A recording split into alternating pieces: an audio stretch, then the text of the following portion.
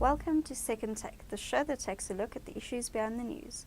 The Department of Science and Technology this week released its draft white paper on science, technology and innovation. Rebecca Campbell joins me to discuss the contents of the white paper. Hi Rebecca. What is the purpose of the white paper?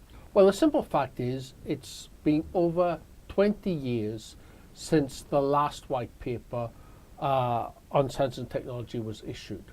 And these white papers provide a framework within which the Department of Science and Technology, or DST, operates. In fact, there's a change in title indicates one of the reasons why it is time for a new white paper. The original white paper was simply the white paper in science and technology. The new one is the white paper in science, technology and innovation. And this is a reflection of the increased significance given to innovation and the increased need to give attention to innovation as well as science and technology. And of course, there have been huge advances in science and huge advances in technology over the past 20 years. So it was perfectly reasonable for the DST to decide it was time to have a new white paper. A number of policy shifts have been announced. What are these and why are they necessary? Well, there are too many to just list, but basically they fall into two broad categories. The one can be described as inclusion and transformation, and the other can be described as promoting innovation in the country. Now, inclusion and transformation in terms, for example, of the composition of the core of scientists and engineers and technologists in the country was part of the original white paper, and significant progress has been achieved. There are many more black South Africans in science and technology than there were 20 years ago, and there are many more women in science and technology and innovation than there were 20 years ago. But it's not been quite as successful as originally hoped. So the DST feels there's a need for an additional push on the matter.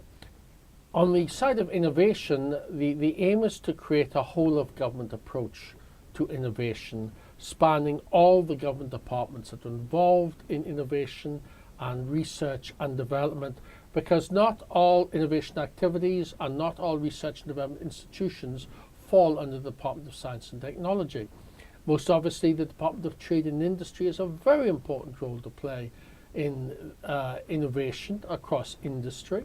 There are sector-specific scientific research institutions, science councils as they're called, that fall under other departments, such as the Agricultural Research Council, which falls under the Department of Agriculture. And the idea is to try and link all these together and to get government departments to have a much more supportive mindset with regard to innovation, to try and promote innovation, cooperation between government and business, to promote the concept of innovation throughout the entire education system from primary all the way through to tertiary and so on.